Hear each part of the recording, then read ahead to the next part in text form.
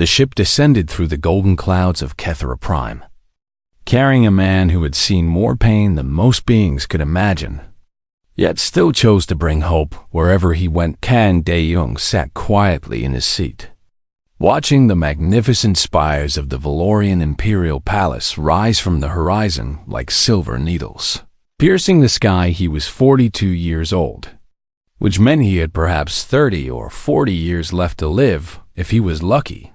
To the Valorians who lived for 8 centuries, he was barely more than a child playing at being an adult. But Kang Dae-young had earned something that age alone could never grant: respect from every corner of the galaxy. They called him the human who gives because he had spent 15 years of his short life helping alien worlds rebuild after the devastating Scourge Wars. He asked for nothing in return. He wanted no statues or monuments or songs written about his deeds.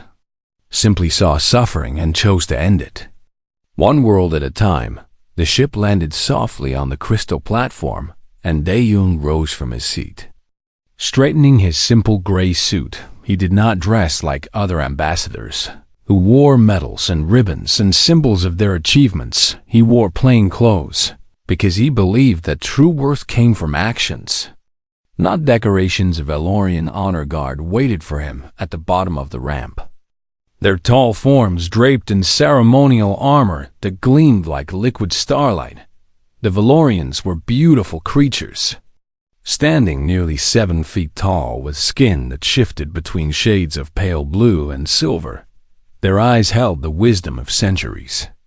Though Dae-young had learned that long life did not always mean deep understanding, the captain of the guard bowed deeply, a gesture of genuine respect that surprised the younger soldiers. "Ambassador Kang," the captain said, "the Emperor himself awaits your arrival in the throne room, and he has requested that you be brought to him immediately." Dae-young nodded and followed the guard through the palace corridors.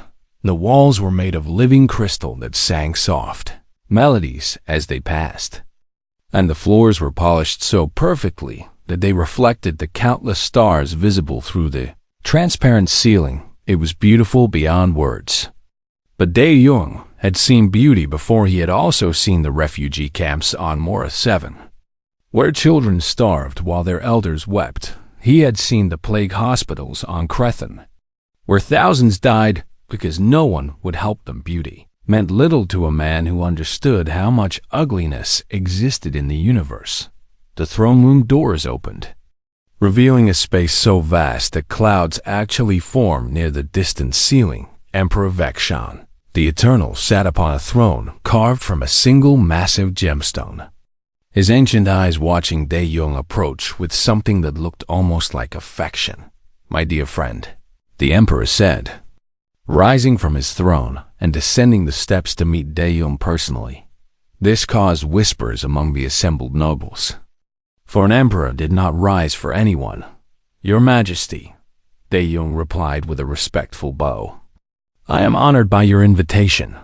The Emperor clasped Dae-young's hands in his own, and his voice carried warmth that centuries of politics had not erased. "When I heard that Earth wished to discuss a new trade agreement, I insisted that you be the one to come," the Emperor said. "For there is no human I trust more than you, and no being in this galaxy who has done more good with less time." From the shadows of the Great Pillars, a young Valorian woman watched this exchange with narrowed eyes. Princess Lithara Vex'an was 19 years old, which meant she was still considered barely more than an infant by her people's standards. But she was old enough to have learned arrogance from the nobles who surrounded her, and she was young enough to believe that her royal blood made her superior to all other beings. She had never met a human before. Everything she knew about them came from the mocking whispers of courtiers who called humans mayflies and short-lived primitives. She watched this small, plain creature receive more respect from her father than she had ever seen him show to visiting kings and emperors. It disgusted her. Who was this human to be treated as an equal by the ruler of the greatest empire in the galaxy? What could a creature who would be dead in a few decades possibly offer that deserved such honor? She did not know about the three worlds the young had rebuilt with his own hands. She did not know about the millions of lives he had saved when plague swept through systems that the Valorian Empire had ignored. She did not know about his wife and children lost during the Scourge Wars, or how he had transformed his grief into a mission to ensure that no one else would suffer as he had suffered. She saw only a small, weak creature receiving attention that she believed should belong to Valorian royalty. The welcome ceremony continued throughout the day, with speeches and performances and elaborate displays of Valorian culture. De Jong watched everything with patient attention, applauding politely and offering kind words to every performer. The nobles noticed how he remembered the names of servants who brought him refreshments. They noticed how he asked questions about the lives of common Valorians, not just the achievements of the wealthy. Some of them began to understand why the Emperor valued this human so highly, but Elithara saw none of this. She spent the ceremony plotting how she would put this honored guest in his proper place as the sun set over Kethra Prime, painting the crystal spires in shades of orange and purple. Servants announced that the evening banquet would begin. De Jong made his way toward the grand hall, unaware that a young princess with cruelty in her heart was already waiting for him there. He did not know that this night would change everything. He did not know that words spoken in the next few hours would echo across the galaxy for centuries. To come, all he knew was that he had come here to help build bridges between humans and Valorians. Had no idea that someone was about to burn those bridges to ash. The grand banquet hall of the Imperial Palace was filled with the most powerful beings in the Valorian Empire.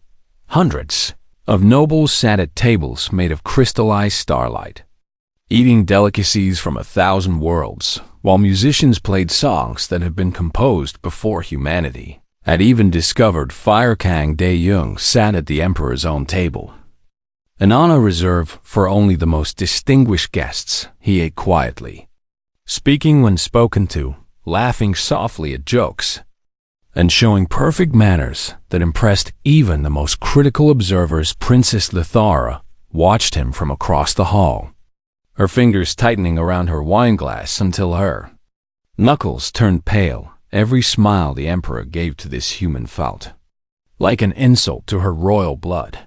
Every word of praise felt like a slap across her face. She had spent her entire life being told that Valorians were the greatest species in the galaxy. How dare this short-lived creature receive more attention than she did?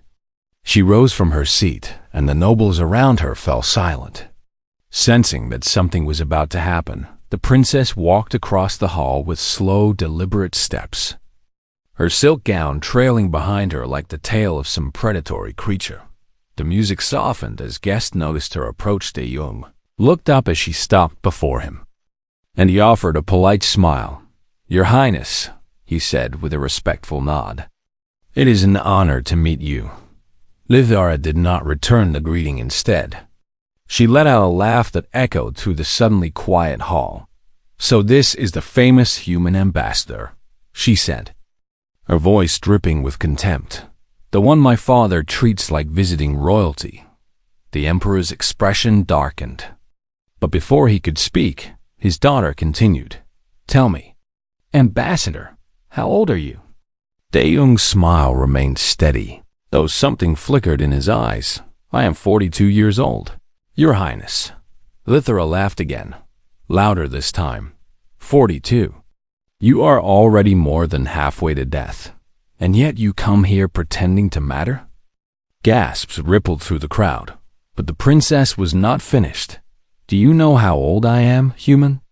I am 19, and I will still be young and beautiful when you are nothing but dust scattered in the wind." She circled him like a predator examining prey, her words growing sharper with each sentence.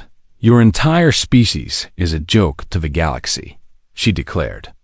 You live for what, 70 or 80 years if disease does not take you first. You are mayflies playing at civilization, insects who build tiny kingdoms and then die before you can even see them flourish.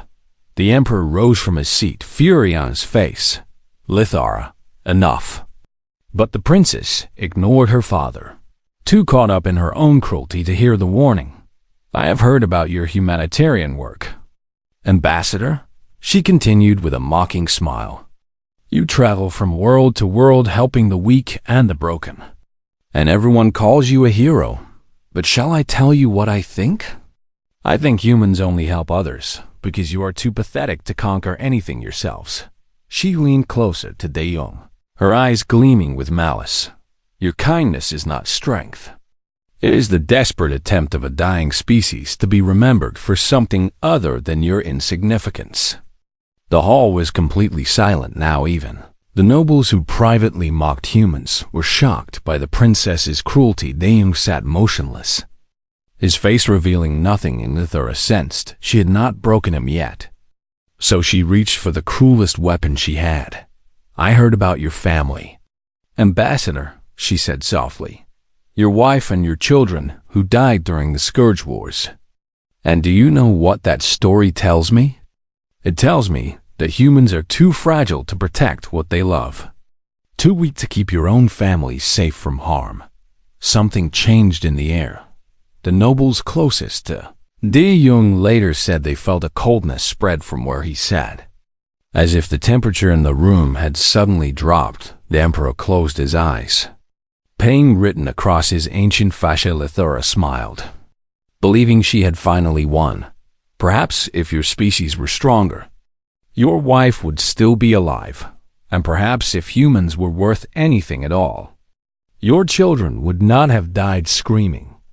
While their father was too powerless to save them, silence hung over the hall like a funeral shroud. De Jong did not shout. He did not argue. He did not defend himself or his species or the memory of his lost family. Instead, he simply rose from his seat, his movements calm and controlled. He looked at Lithara, and for the first time she saw his smile change. It was cold now, colder than the void between stars.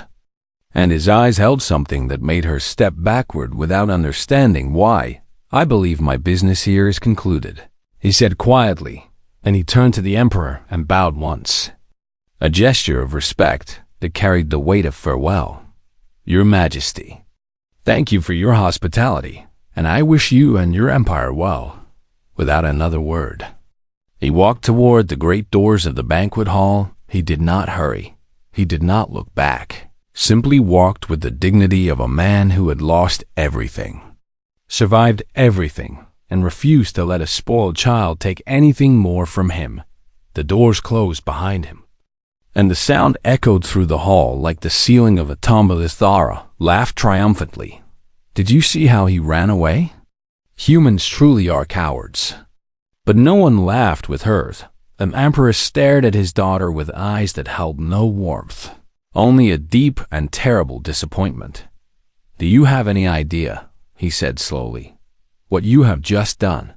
By morning, Kang De Jong's ship had departed Valorian space, and a single message had been sent to every world he had ever helped. The message contained only one sentence, but that sentence would shake the foundations of galactic politics for years to come. The message spread across the galaxy like fire through dry grass. I am retiring from diplomatic service.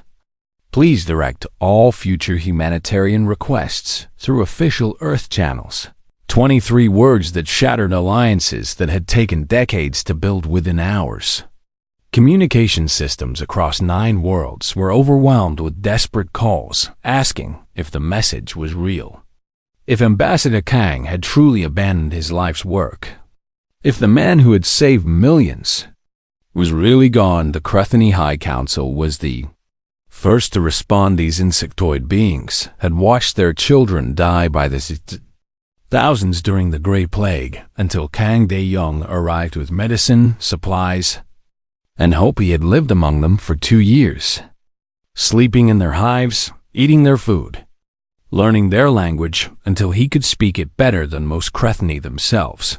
When they learned that a failed Valorian princess had driven him away with cruel words about his dead family, their fury was immediate and absolute. "We will not attend any summit where Valorians are present," the High Queen declared. "And we will not trade with any world that trades with the empire that harbored this insult."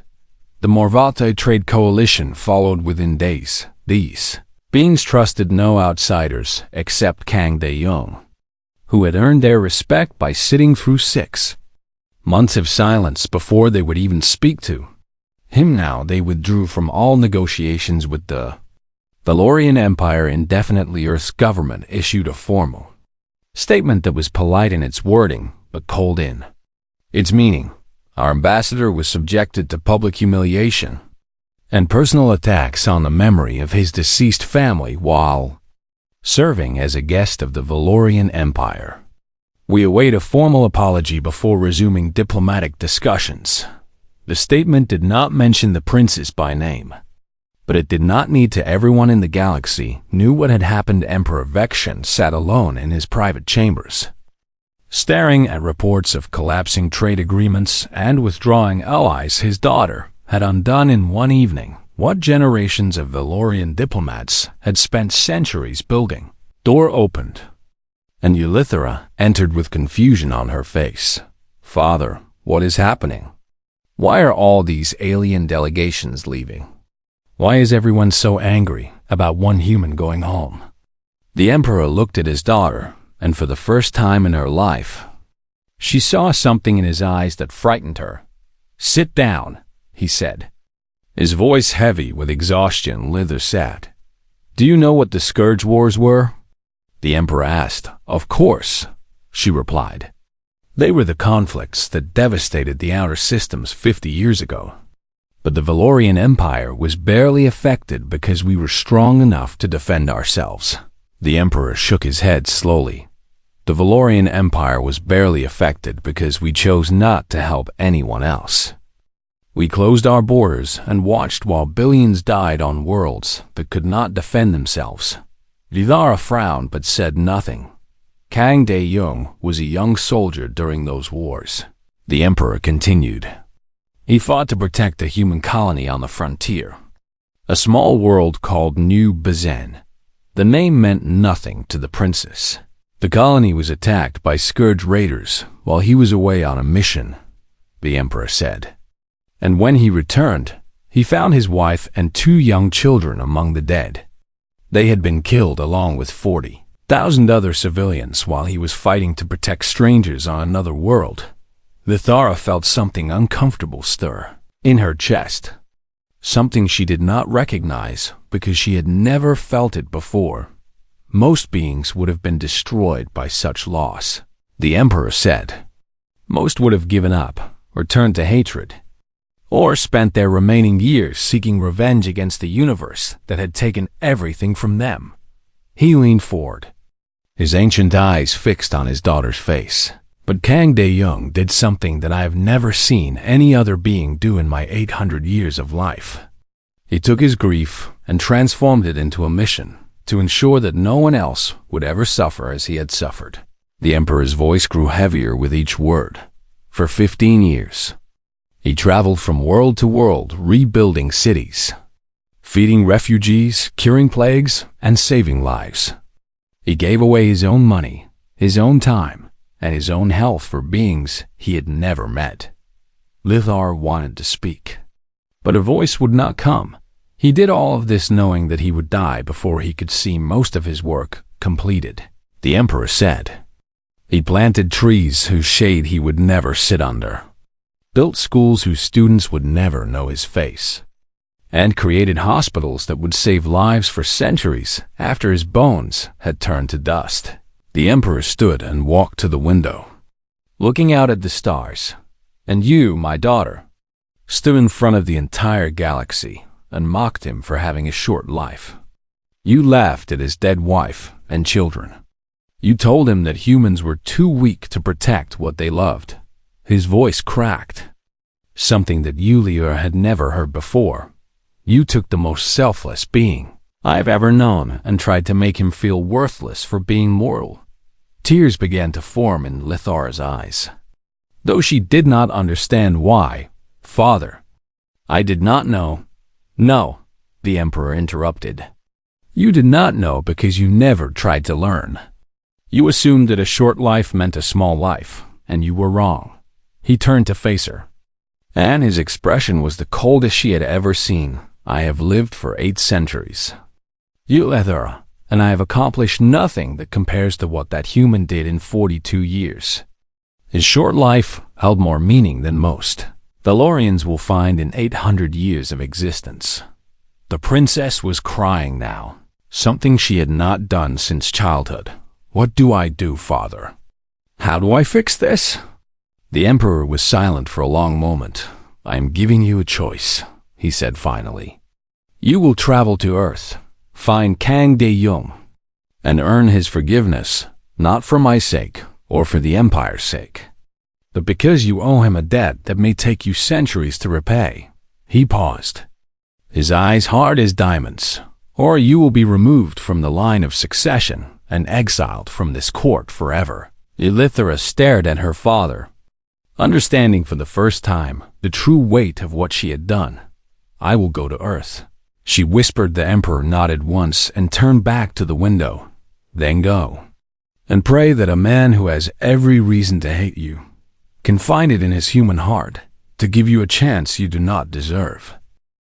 The journey to Earth took Princess Lithara 3 weeks, and during that time, she learned more about humanity than she had in 19 years of life. Her ship's computer contained records of human history, art, music, and culture, and she consumed them all with desperate hunger. She watched recordings of human celebrations and funerals, weddings and wars, triumphs and tragedies. She listened to their music, these strange melodies that somehow captured emotions she did not have words for. She read their poetry, written by beings who knew they would die, who wrote about love and loss and hope precisely because their time was limited by the time her ship entered Earth's solar system. Lithara had begun to understand something that shook the foundation of everything she had believed. Humans did not create beauty despite their short lives. They created beauty because of their short lives. Every song was precious because the singer would someday be silent. Every painting was treasured because the artist's hands would eventually grow still. Every act of love was sacred because the lovers knew their time together was finite. Her ship descended through white clouds, and Lithara saw Earth for the first time. She had expected a primitive world, dirty and chaotic, filled with desperate creatures scrambling to accomplish something before death claimed them. Instead, she found a planet of stunning beauty. Green forests stretched across continents like emerald blankets. Blue oceans sparkled under golden sunlight. Cities rose from the landscape in graceful curves and shining towers, built by beings who knew they would not live to see their great-grandchildren, but built them anyway. Princes landed at a spaceport and stepped onto Earth's soil, expecting to be greeted with ceremony and respect. No one was waiting for her, no honor guard, no dignitaries, no crowds gathering to see Valorian royalty. She was just another visitor on a planet that welcomed millions every year. When she announced her title to a customs official, the woman simply nodded and stamped her documents. "Welcome to Earth, Your Highness. Enjoy your stay."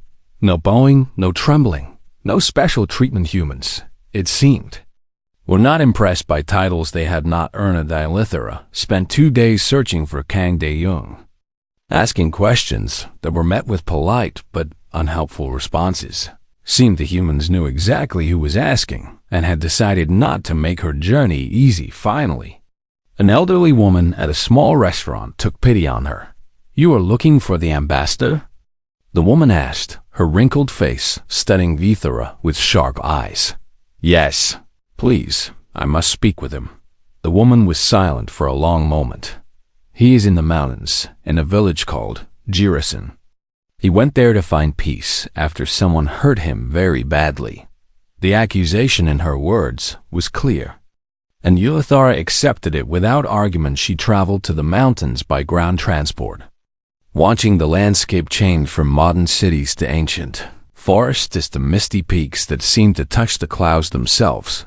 The village was small, perhaps 100 homes nestled in a valley surrounded by green slopes and waterfalls that sang as they fell. She found him in a garden behind a tiny house with white walls and a dark wooden roof. He was sitting on a stone bench, surrounded by children who listened with wide eyes as he pointed at the sky and named the stars. "That one is Kethra Prime," he said, "where the Valorians live in their crystal palaces, and that one is Krethen, where the bravest beings I ever met survived a plague that should have destroyed them."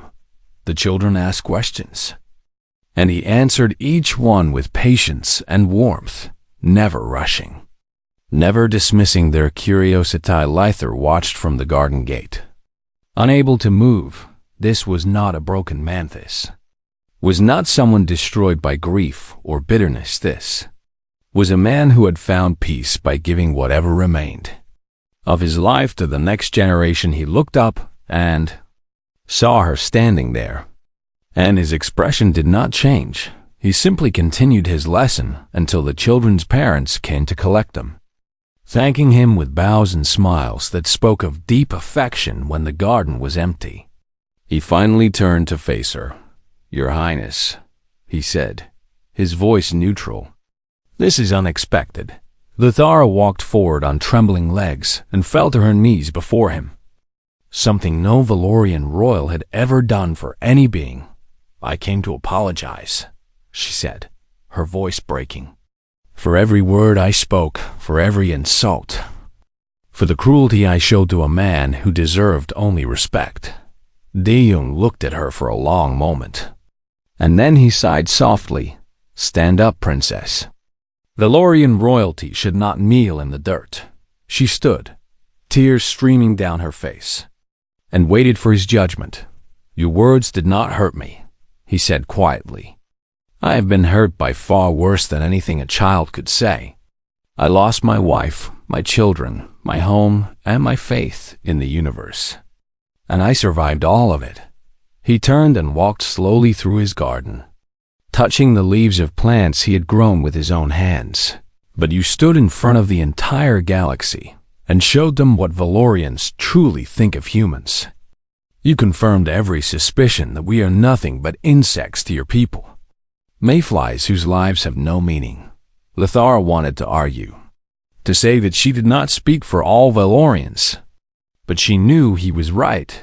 "That damage cannot be undone with words," Daeyung said, turning back to face her. "Empires rise and fall, but the things we say to each other echo through centuries. Your words will be remembered long after both of us are gone." She felt despair settle over her heart. "Then what can I do? There must be something, some way to repair what I have broken." Daeyung studied her face for a long time, and something flickered in his eyes, not forgiveness, but perhaps the smallest spark of curiosity. "Nothing," he said finally. "Go home, princess. Live your 800 years. Perhaps somewhere in those centuries, you will understand why what you did was wrong." He turned and walked back toward his house, leaving her standing alone in the garden as the sun set behind the mountains. "I am not leaving," she called after him. He paused but did not turn around. "I sent my ship away," Lythar said. "I am staying here on Earth until I understand what you tried to teach me with your silence." For a moment, neither of them moved. Then Daeyung continued walking into his house and closed the door behind him, leaving the princess alone in the growing darkness. 3 years passed on Earth, and Princess Lythar of X Shem became someone her former self would not have recognized. She did not return to Kethra Prime. She did not reclaim her royal titles or her comfortable life in the Crystal Palace. Instead, she rented a small room in the village of Jurison and began working with human aid organizations. The same organizations that Kang Daeyung had founded during his years of service. At first, no one wanted her help. The humans looked at her with suspicion and barely concealed hostility. Remembering what she had said to the man they considered a hero, but Elithera did not give up. She cleaned hospital floors and organized supply shipments and carried boxes until her muscles ached. She learned to cook human food so she could help feed refugees from distant worlds. She sat with dying patients and held their hands, listening to their stories, learning that every life, no matter how short, contained universes of meaning. The months turned into years, and slowly, the humans began to accept her. They saw that she was not the same princess who had laughed at their ambassador. They saw her working alongside them without complaint, never asking for special treatment, never reminding anyone of her royal blood, and they saw how she watched Kang the Young whenever he appeared at charity events or humanitarian meetings. She never approached him, she never asked for his attention or his forgiveness. She simply continued working, trying to understand through action what she had failed to understand through words. One autumn evening, 3 years after her arrival on Earth, Elithera was sitting alone in a small park, watching the leaves fall from ancient trees. A familiar voice spoke from behind her. "You are still here." She turned and saw Dae-Young standing on the path, his hands clasped behind his back, his expression unreadable. "I told you I would not leave," she replied softly. He nodded slowly and walked over to sit beside her on the bench. For a long time, neither of them spoke. They simply watched the leaves drift down like golden tears from the branches above. "The Crethany High Queen sent me a message last month," Dae-Young said finally. "She told me that a Valorian princess has been working at refugee centers on the frontier worlds, helping Crethany families rebuild their lives." Elithera said nothing. She said, "This princess sleeps in the same quarters as the volunteers, eats the same food as the refugees, and never asks for recognition or thanks." Still, Elithera remained silent. Dae-Young turned to look at her, and for the first time since that terrible night at the banquet, his eyes held something other than cold distance. "You are not the same person who insulted me 3 years ago," he said quietly. "That princess died somewhere along the way, and I do not know who you are becoming." Elithera met his gaze, and her voice trembled when she spoke. "I am becoming someone who understands that time is not a measure of worth. I am becoming someone who knows that a life spent helping others is never wasted, no matter how short or how long it may be." She looked down at her hands, which now bore calluses from years of hard work. "I am becoming someone who will spend the next 700 years trying to accomplish what you did in 42. Dae-Young was quiet for a moment, and then he did something unexpected. He smiled, not the cold smile he had given her at the banquet, but a warm, genuine expression that transformed his weathered face. "I am willing to learn who that person is," he said. "Would you like to share some tea with me?" It was such a simple invitation, but Elithera understood its weight in human culture. Sharing tea was an act of connection, of opening one's home and heart to another person. It was the greatest gift he could give her, a second chance. She accepted, and they walked together through the falling leaves to his small house in the mountains. In the years that followed, they became friends, then colleagues, then something that had no name in any language. Dae-Young taught her everything he knew about helping others, about finding meaning in service, about cherishing every moment, because no one, not even those who lived for centuries, knew how many moments they had left when Kang Dae-Young passed away peacefully at the age of 67, surrounded by friends from a dozen worlds. Elithera was holding his hand. His last words to her were simple: "Thank you for learning." She did not stop working after his death. She continued his mission for the next 400 years, traveling to worlds he had helped and worlds he had never seen, carrying his legacy like a torch that would never go out. The galaxy came to call her the princess who learned, and children from every species grew up hearing stories of the Valorian royal who had abandoned everything to follow in the footsteps of a human hero.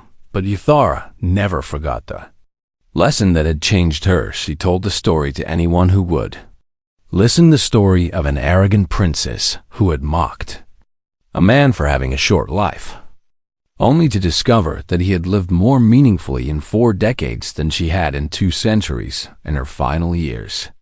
Centuries after Kang De-young's passing, Lithara sat in a garden much like the one where she had first found him. Young beings from across the galaxy gathered around her, eager to hear her wisdom. "Let me tell you about a human I once knew," she began, her voice soft with age and memory. "He lived for only 67 years, which is less time than most of you will spend deciding what career to pursue." She smiled, and in that smile was the echo of a cold expression that had transformed into warmth across the span of centuries. "But in those 67 years, he taught me something that I have spent 400 years trying to pass on to others." The young ones leaned forward, eager to hear. "He taught me that it is not how long you live that matters," Lithara said. "It is how much love you leave behind." "And he left behind more love than anyone I have ever known." She looked up at the stars, finding the distant light of Earth among the countless points of brightness. "Some lessons take only a moment to teach," she whispered, "but a lifetime to understand. And for those of us who live for centuries, the hardest lesson is learning from those who only have decades." She closed her eyes and smiled, remembering a small garden in the mountains, autumn leaves falling like golden tears, and a simple invitation to share tea. That invitation had changed everything, and somewhere among the stars, she liked to believe that Kang De-young was still smiling, not the cold smile of a man who had been hurt, but the warm smile of a teacher who had finally found his most devoted student.